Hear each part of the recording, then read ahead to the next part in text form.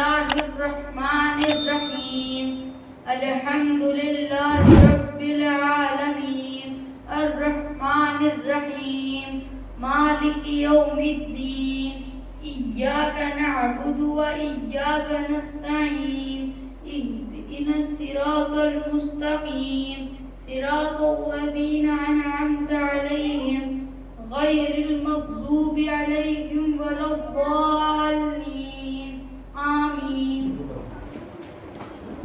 میں بندۂ عاصی ہوں، خطا کار ہوں مولا. میں بندۂ عاصی ہوں، خطا کار ہوں مولا. لیکن تیری رحمت کا طلبگار ہوں مولا. میں بندۂ عاصی ہوں، خطا کار ہوں مولا. میں بندۂ عاصی ہوں، خطا کار ہوں مولا. لیکن تیری رحمت کا طلبگار ہوں مولا. میں بندۂ عاصی ہوں، خطا کار ہوں مولا. ایک لہر اٹھے اور میں اس پار ہوں مولا. میں بندۂ عاصی ہوں، خطا کار ہوں مولا. جن سے میں گزر جاؤں وہ در کھول دے مجھ میں. جن سے میں گزر جاؤں وہ در کھول دے مجھ میں. برسوں سے نہیں صدیوں سے بیمار ہوں مولا. اندر کے اندھیروں میں گرفتار ہوں مولا. میں بندۂ عاصی ہوں، خطا کار ہوں مولا. میں بندۂ عاصی ہوں، خطا کار ہوں مولا. بزرگان دین نے دعوت کی مبارک محنت کے ذریعے ہمیں 6 باتیں بتائی. اگر یہ 6 باتیں ہماری زندگی میں آ جائے تو پورا دن پہ چلنا آسان ہو جائے گا. 6 نمبر 6 حقیقت ہے، ہمارے روح کی اہم ضرورت ہے. پہلا ایمان، دوسرا نماز، تیسرا علم، چوتھا اکرام مسلم، پانچواں اخلاص دین، چھٹا دعوت اللہ. ایمان سے چاہ جا رہا ہمارے دلوں کا یقین صحیح ہو جائے. ایک اللہ سے ہونے کا یقین ہمارے دلوں میں آ جائے اور غیر اللہ سے ہونے کا یقین ہمارے دلوں سے نکل جائے. جو کچھ کرنے دھرنے والی ذات ہے وہ صرف تنے دنا اللہ کی ہے. اللہ ہم سب کے بغیر سب کچھ کر سکتے ہیں، ہم اللہ کے بغیر کچھ نہیں کر سکتے. چڑیا، چاند، سورج، آسمان، دریا، سمندر، ساری مخلوق صرف تنے دنا اللہ کی ہے. ایک حدیث کا مفہوم ہے، اے خطاب کے بیٹے جاؤ لوگوں میں اعلان کر دو کہ جنت میں صرف ایمان والے ہی داخل ہوں گے. ایک حدیث کا مفہوم ہے، جنت میں جانے کے لیے ایمان کا ہونا شرط ہے اور جہنم سے بچنے کے لیے ایمان کا ہونا شرط ہے. ایک حدیث کا مفہوم ہے، ایمان کی 70 سے زیادہ ساکھیں ہیں. ان میں سے سب سے افضل ساکھ لا الہ الا اللہ کا کہنا ہے. ادنا ساکھ تکلیف دینے والی چیز کو راستے سے ہٹانا ہے. حیا بھی ایمان کی ایک اہم ساکھ ہے. اس کے لیے ہمیں 3 لائن کی محنت کرنی ہے.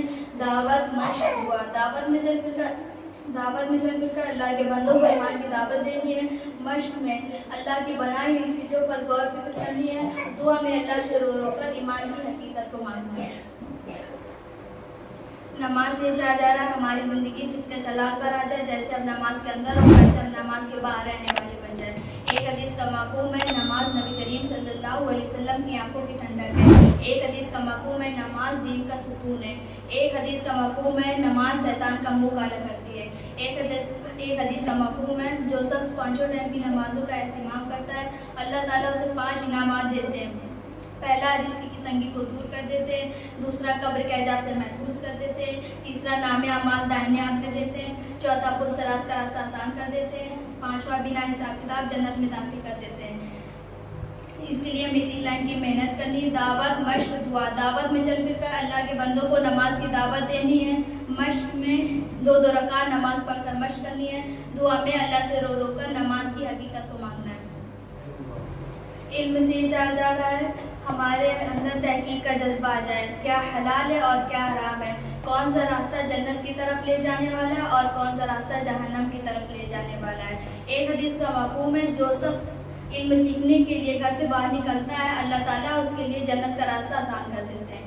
ایک حدیث کا مفہوم ہے جو شخص گھر سے باہر علم سیکھنے کے لیے نکلتا ہے اس کے لیے دریاؤں کی مچھلیاں، کیڑے مکوڑے، موجی جانور سب اس کے لیے دعائیں مغفرت کرتے ہیں. ذکر سے یہ چاہا جا رہا ہے ہمارا دل تاثر لینے والا بن جائے. ایک اللہ سے ہونے کا یقین ہمارے دلوں میں آ جائے. علم ذکر، علم سے یہ چاہا جا رہا ہے ہمارے اندر تحقیق کا جذبہ آ جائے. کیا حلال ہے کیا حرام ہے. کون سا راستہ جنت کی طرف لے جانے والا ہے اور کون سا راستہ جہنم کی طرف لے جانے والا ہے. ایک حدیث کا مفہوم ہے جو شخص گھر سے باہر علم سیکھنے کے لیے نکلتا ہے اس کے لیے اللہ تعالیٰ جنت کا راستہ آسان کر دیتے ہیں. ایک حدیث کا مفہوم ہے جو شخص گھر سے باہر علم سیکھنے کے لیے نکلتا ہے اس کے لیے دریاؤں کی مچھلیاں، بلوں کی چیٹیاں، کیڑے مکوڑے، موجی جانور اس کے لیے دعائیں مغفرت کرتے ہیں. ذکر سے چاہا جا رہا ہے ہمارا دل تأثر لینے والا بن جائے اور ہمارے اندر اللہ والا دھیان آ جائے. ساری محبت سے زیادہ اللہ سے محبت پیدا ہو جائے. جب ہم اللہ سے زیادہ محبت کریں گے تو ہمارے دلوں میں اللہ کی محبت پیدا ہو جائے گی اور غیروں کی محبت دلوں سے نکل جائے گی. ایک حدیث کا مفہوم ہے ذکر کرنے والے زندہ کے مانند ہیں اور نہ ذکر کرنے والے مردہ کے مانند ہیں. ایک حدیث کا مفہوم ہے نبی کریم صلی اللہ علیہ وسلم نے ارشاد فرمایا جب جنت کے باغوں سے گزرو تو خوب چرو. صحابہ رضی اللہ عنہ نے ارشاد فرمایا جنت کے باغ کیا ہیں. آپ صلی اللہ علیہ وسلم نے ارشاد فرمایا ذکر کے حلقے. ایک حدیث کا مفہوم ہے نبی کریم صلی اللہ علیہ وسلم نے ارشاد فرمایا کسی شخص کی گود میں اتنا پیسہ ہو کہ وہ دن بھر صدقہ کرے اور ایک شخص اللہ کا ذکر کرے. ذکر کرنے والا افضل ہے. اس کے لیے ہمیں 3 لائن کی محنت کرنی ہے. دعوت، مشق، دعا. دعوت میں چل پھر کر اللہ کے بندوں کو علم ذکر کی دعوت دینی ہے. مشق میں علم ذکر کی مشق کرنی ہے. دعا میں اللہ سے رو رو کر علم ذکر کی حقیقت کو مانگنا ہے. ایمان سے ہی چاہا جا رہا ہے ہمارے دلوں کو یقین صحیح ہو جائے.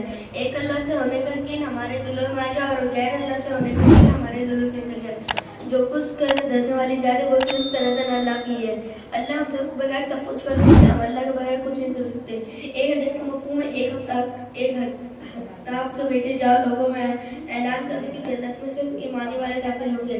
ایک حدیث کا مفہوم ہے ایمان کی 70 سے زیادہ ساکھیں ہیں. سب سے افضل ساکھ لا الہ الا اللہ کا کہنا ہے. ادنا ساکھ تکلیف دینے والی چیز کو راستہ چڑھنا ہے. حیا بھی ایمان کی ایک اہم ساکھ ہے. اس کے لیے ہمیں 3 لائن کی مدد کے لیے دعوت، مشق، دعا. دعوت میں چل پھر کر ہم کو اللہ کے بندوں کو ایمان کی دعوت دینی ہے. مشق میں اللہ کی بنائی چیزوں پر غور فکر کرنا ہے. دعا میں اللہ سے رو رو ایمان کی حقیقت کو مانگنا ہے.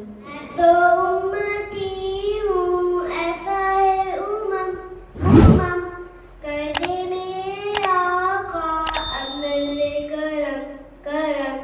میں تو بے سہارا ہوں دامن بھی ہے خالی خالی. نبیوں کے نبی تیری شان ہے نرالی. میں تو امتی ہوں ایسا ہے امم کر دے میرے آقا اب نظر کرم کرم. اور زیادہ يا من صليت بكل الأنبياء يا من في قلبك رحمة للناس يا من نظفت قلوبا بالإسلام يا حبيبي يا شافعي يا رسول الله. يمي وعبي فديتك سيدي صلاة حبيبي يا محمد أتيت بالسلام والغلام محمد حبيبي